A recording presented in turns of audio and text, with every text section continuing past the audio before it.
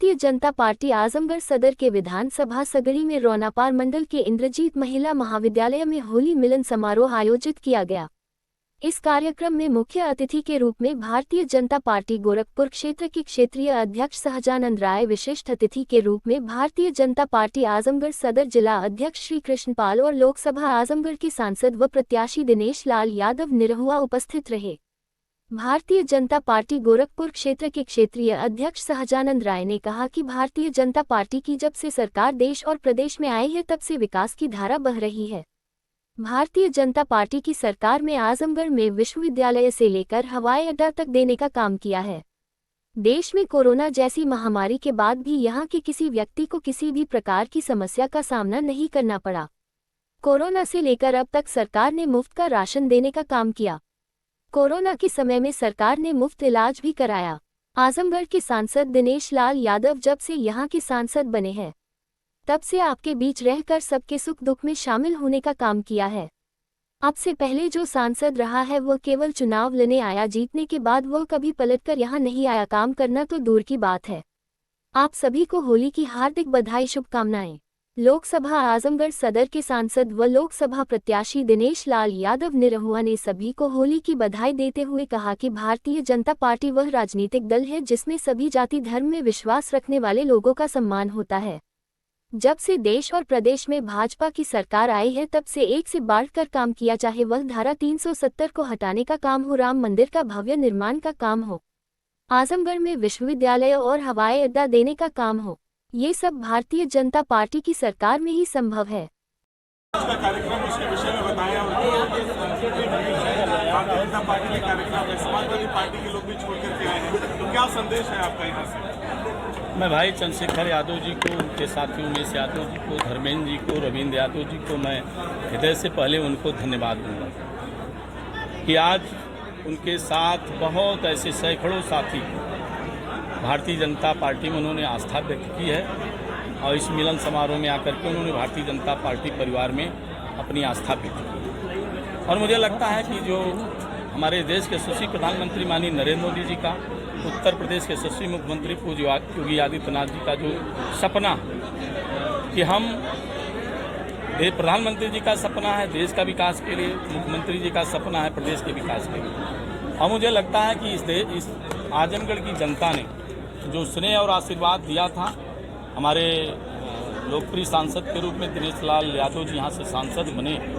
और जब चुनाव लड़े थे तब से ही भारतीय जनता पार्टी की सरकार कभी भेदभाव करके काम नहीं करती थी और बिना भेदभाव के जो आजमगढ़ कभी अछूता था विकास से, उस विकास के पहियों को भारतीय जनता पार्टी ने शुरू किया था और सांसद के रूप में जब दिनेश लाल यादव जी बने तो पहिया तेज गति से चलने का काम प्रारंभ हुआ। आप सब जानते हैं कि आज आजमगढ़ कनेक्टिविटी के मामले में पूर्वांचल एक्सप्रेसवे के कारण आज आजमगढ़ का आदमी 2.5 घंटे में लखनऊ पहुंच जाता है। आजमगढ़ की पहचान संगीत के माध्यम से थी और हरिहरपुर घराने में संगीत महाविद्यालय हमारे सांसद जी ने माननीय मुख्यमंत्री जी के आशीर्वाद से प्राप्त करके, जो हरिहरपुर के लोग केवल उत्तर प्रदेश नहीं दुनिया में, भारत में नहीं दुनिया में संगीत की अलग जगह थी, उसको पुनर्स्थापित करने का काम हमारी भारतीय जनता पार्टी की सरकार, हमारे सांसद जी ने किया। ऐसे सैकड़ों काम और मुझे लगता है इन सारी बातों को लेकर के हमारे देश के और पर्टिकुलर इस आजमगढ़ की जनता को जो समाजवादी पार्टी निरंतर बेवकूफ़ बनाती रही है, जाति के नाम पर, धर्म के नाम पर, भाई भतीजावाद के नाम पर, आजमगढ़ के लोग इस बात को अब जान चुके हैं। और इस कारण आज आपने देखा है कि बहुत बड़ा जो समाजवादी पार्टी कहती है कि मैं इटावा मैनपुरी छोड़ सकता हूँ, आजमगढ़ नहीं, तो केवल आजमगढ़ को बरगलाने के लिए लोग कर रहे थे। आज आजमगढ़ का यादव समाज भी ये जान चुका है कि विकास अगर कहीं है तो भारतीय जनता पार्टी में है, अगर इस देश की उन्नति कहीं है तो माननीय नरेंद्र मोदी जी में है, इस प्रदेश में उन्नति कहीं है तो पूज्य योगी आदित्यनाथ जी में है। इसलिए यादव अब विकास चाहता है। यादव के लोग इस विकास के साथ और राष्ट्रवाद के साथ जुड़ करके भारत को, जो माननीय नरेंद्र मोदी जी का संकल्प है कि हम विकसित भारत का उनका जो संकल्प है, उसमें अपना योगदान देने के लिए कृत संकल्पित होकर के ये देवारा बेल्ट। क्या है समाजवादी पार्टी से जो बड़ी सेधमारी की है भारतीय जनता पार्टी ने सपा के घर में, उसका क्या प्रभाव पड़ेगा आने वाले चुनाव में? अब आपने देखा ना कि जो लोग दम भरते थे कि देवारा में भारतीय जनता पार्टी कभी नहीं जा सकती, ये बात सत्य है। लेकिन कहीं कहीं प्रधानमंत्री जी के कारण, हमारे सांसद जी के कारण इस देवारा में हमने विकास की अलग जगाई है, जिसको ये देवारा के लोग उनके स्वाभिमान के साथ खड़ा होने का काम भारतीय जनता पार्टी ने किया। आप सब लोग आजमगढ़ के हैं, आपने देखा है ना कि इस देवारा में जब बाढ़ आ जाती थी तो क्या देवारा के लोगों का स्वाभिमान नहीं था कि उनको स्वयं की व्यवस्था होती? वो दूसरे शहर के लोग लेकर के नमक माचिस लेके आते थे, तो उनका स्वाभिमान कैसे सुरक्षित था? लेकिन आज भारतीय जनता पार्टी माननीय नरेंद्र मोदी जी, योगी जी के कारण, हमारे सांसद जी के कारण, हमारी सरकार के कारण हमने उनके स्वाभिमान के साथ खड़ा होने का काम किया है। उसका परिणाम है कि देवारा का चाहे जो भी समाज है वो भारतीय जनता पार्टी के साथ खड़ा है और भारतीय जनता पार्टी के साथ खड़ा होकर के माननीय नरेंद्र मोदी जी को मजबूत करना चाहता है, नरेंद्र मोदी जी के माध्यम से इस देश को मजबूत करना चाहता है, योगी जी के साथ खड़ा होना चाहता है, योगी जी के माध्यम से इस प्रदेश को मजबूत करना चाहता है। ये अब देवारा के सब लोगों ने संकल्प लिया है, उसका जीता जागता एक वानगी आपके सामने प्रस्तुत हुई है कि सैकड़ों वैसे जो हमारे जनप्रतिनिधि हैं, प्रधान हैं, बीडीसी हैं, उन लोगों ने समाजवादी पार्टी के लिए पीढ़ी दर पीढ़ी काम किया था और छोड़ करके भारतीय जनता पार्टी में आए हैं, क्योंकि अब उनको लगता है कि इस देश और प्रदेश का भला अगर कोई कर सकता है तो भारतीय जनता पार्टी कर सकती। भारतीय जनता पार्टी के नेता माननीय नरेंद्र मोदी जी कर सकते हैं, उत्तर प्रदेश के यशस्वी मुख्यमंत्री को योगी आदित्यनाथ कर सकते हैं। मैं एक बार पुनः अपने सांसद जी को और व्यक्तिगत तौर पे हमारे पूर्व प्रमुख चंद्रशेखर यादव जी को, हमारे प्रधान संघ के अध्यक्ष उमेश यादव जी को, धर्मेंद्र यादव जी को, रविंद्र यादव जी के, उनके सभी साथियों को मैं ढेर सारी शुभकामना देता हूं। उन लोगों ने भारतीय जनता पार्टी में आकर के मेरे परिवार को मजबूत बनाया। हजारों की संख्या में जो भीड़ है और समाजवादी पार्टी से बहुत सारे नेता टूट करके आए हैं, तो क्या कहना चाहेंगे? आज आप तो बहुत खुश होंगे, बताइए क्या कहना चाहेंगे? देखिए, भारतीय जनता पार्टी के जो कार्य करने की शैली है और जिस तरह से प्रधानमंत्री नरेंद्र मोदी जी ने देश के एक एक व्यक्ति को अपना परिवार समझ के काम किया है, कहीं न कहीं उससे सभी लोग प्रभावित हैं। तो समाजवादी पार्टी में भी जो लोग थे वो भी इससे अछूते नहीं रहे और वो भी देख रहे हैं कि इस देश के यशस्वी प्रधानमंत्री नरेंद्र मोदी जी सबके लिए काम करते हैं, किसी के लिए कोई भेद नहीं करते हैं। और वो जब फिर से प्रधानमंत्री बनने जा रहे हैं और पूरा देश उनके साथ है, तो ये लोग जो हमारे देवारा के ऐसे भाई जो पहले समाजवादी पार्टी में थे, वो भी भारतीय जनता पार्टी में शामिल होकर के और नरेंद्र मोदी जी के साथ खड़ा होना चाहते हैं। आप बहुत कम समय तक लोकसभा का उपचुनाव हुआ, बहुत कम समय मिला आपको, लेकिन फिर भी जो आपने काम किया सांसद के तौर पर, खास करके देवारा में आपने क्या चीज़ें देखी और देवारा वासियों के लिए क्या किया है? मैंने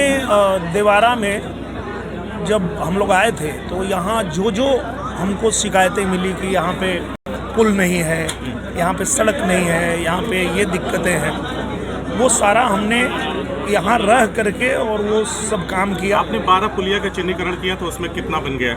उसमें बहुत सारा बनना शुरू हो गया है और कुछ एक दो ऐसा टेक्निकल रीजन की वजह से रुका हुआ है, पर उसको भी हम लोगों ने जांच करने के लिए दे दिया है कि उसको जांच करके, और यहाँ तक कि जो हमारा पुल है वो चिकनहवा ढाला वाला, उस पर तो 50 लाख रुपया मैंने दे ही दिया, पहले ही दे दिया। उसकी जांच होकर के उस पर भी काम शुरू हो जाएगा। बुढ़ऊ बाबा वाला शुरू हो ही गया है, तो वो जितना भी है सब पे काम चल रहा है। और चूंकि समय कम था, 1-1.5 साल था, लेकिन आने वाले समय में ये सब पूरा हो जाएगा। देवारा वासियों की एक मांग थी बहुत पुराने समय से, परशुरामपुर सरैया को तहसील बनाने को लेकर के, उसमें क्या कदम बढ़ाए गए? एक तो पहले परशुरामपुर वाला मार्ग भी बन के तैयार हो गया है, इसकी आप लोगों को शुभकामना। और जो मांग थी तहसील बनाने की, वो भी हमने महाराज जी के टेबल पे पहुंचा दिया है, उनसे आग्रह भी कर दिया है, तो उस पर बहुत जल्दी काम शुरू हो जाएगा। इनकी यहाँ पे एक और मांग है कि जब ये बाढ़ पीड़ित क्षेत्र है, जब भी बाढ़ वगैरह आती है तो विषैले जीव जंतु निकलते हैं, काटते हैं, तो जब ये जाते हैं, जब तक डिस्ट्रिक्ट हॉस्पिटल पहुँचते हैं, तब तक उन परिस्थितियों में मरीज की डेथ हो जाती है। तो इनका ये कहना है कि यहाँ के लोगों का, हमने जब भी लोगों से मुलाकात किया, यहाँ के लोगों का कहना है कि कुछ ऐसी व्यवस्था हमारे क्षेत्र में हो जाए ताकि हमें वहाँ पे ना जाना पड़े। यही भी हमें बिल्कुल, और इस पर भी हम लोग काम कर रहे हैं। इस पर पूजनीय महाराज जी से भी और हमारे जो स्वास्थ्य मंत्री हैं, दोनों लोगों को मैंने इस पर पत्र भी लिखा है और यहाँ पे उसकी सारी सुविधाएं हम लोग करवा लेंगे। मैं सर कुछ स्कूलों में गया था, यहाँ की बच्चियाँ हैं जिन्हें हायर एजुकेशन के लिए 20 से 30 किलोमीटर का सफ़र तय करके जाना पड़ता है। अमूमन लड़कियाँ पढ़ाई आगे की छोड़ देती हैं 12वीं के बाद, तो उनकी एक शिकायत है आपसे कि आपने बच्चियों की शिक्षा के लिए इस क्षेत्र में कुछ भी ऐसा नहीं किया जिसकी वजह से वो हायर एजुकेशन ले सकें। हायर एजुकेशन के लिए मैंने लिखा है, पत्र लिखा है, मैंने शिक्षा मंत्री जी को लिखा है और मुझे पूरा भरोसा है कि हमारे प्रधानमंत्री जी के आशीर्वाद से, हमारे मुख्यमंत्री जी के आशीर्वाद से आजमगढ़ को जब विश्वविद्यालय मिल सकता है, हरिहरपुर को जब संगीत महाविद्यालय मिल सकता है, तो देवारा की भी जो मांग है वो भी पूरी हो जाएगी, क्योंकि वो भी मैं उनके पास लेके जा चुका हूँ, उनको दे चुका हूँ, तो ये भी हो जाएगा। तो आप देवारा की बच्चियों को, जो पढ़ने वाली बच्चियाँ, उनको क्या कहना चाहेंगे? कब तक उनकी समस्या आपके? अभी तो आचार संहिता चल रहा है, तो अभी तो कोई काम नहीं होगा, चुनाव बाद ही होगा जो भी होगा, पर निश्चित रूप से होगा। एकदम निश्चिंत रहें, क्योंकि हम लोग कोई वादा हवा में नहीं करते हैं, हम धरातल पे काम करते हैं और धरातल पे रह के काम करते हैं। सांसद जी धर्मेंद्र जी आए थे, उन्होंने कहा कि अब तक जितने भी काम में सपा ने काम किया है, तो इसको लेके आप धर्मेंद्र जी को क्या कहें? मुझे लगता है कि धर्मेंद्र यादव जी को और अखिलेश यादव जी को, दोनों लोगों को ये एक बात समझ लेनी चाहिए कि धरती पुत्र मुलायम सिंह यादव जी ने जो काम यहाँ किया था, उस काम को आगे बढ़ाने का मौका अखिलेश यादव को भी यहाँ की जनता ने दिया और मुझे भी दिया, पर उस काम को आगे हम ही लोग बढ़ा पाए। जब उनको मौका मिला तो छोड़ के भाग गए, वो नहीं किए। ऐसा नहीं है कि आजमगढ़ की जनता ने उनको नेताजी के काम को आगे बढ़ाने का अवसर नहीं दिया था, पर वो नहीं कर पाए, भाग गए। तब जा कर के आजमगढ़ की जनता ने भी समझ लिया कि नेताजी का असली उत्तराधिकारी तो ये है, निरहुआ है, जो धरातल पर रह के काम करता है। ये तो हवा में रहते हैं, जो चाहे वो अखिलेश यादव हों, चाहे धर्मेंद्र यादव हों, 3 दिन वाले नेता हैं लोग, 3 दिन आजमगढ़ आते हैं। तो यहाँ 3 दिन के नेता की ज़रूरत नहीं है। नेताजी ने सच में यहाँ पे काम किया था और उस काम को तेज़ी से आगे अगर कोई बढ़ा रहा है तो दिनेश लाल यादव बढ़ा रहा है यहाँ पे, इसलिए तो लोग चुन रहे हैं। आपको स्क्रिप्ट बदलने की सलाह दी है?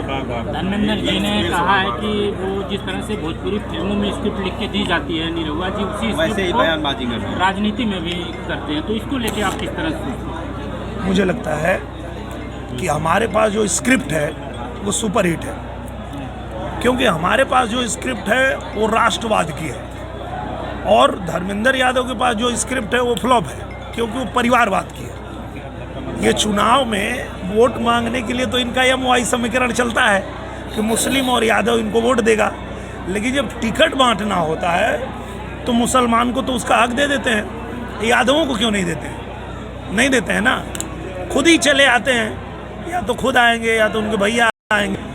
तो ये बात देवारा के लोगों ने समझा, आजमगढ़ के लोगों ने समझा, तभी आज इतनी बड़ी मात्रा में, चाहे वो प्रधान हो चाहे BDC हो, सभी लोग जो है हर वर्ग के, हर जाति के आज जो है भारतीय जनता पार्टी ज्वाइन की है, आपके सामने की है। ठीक है।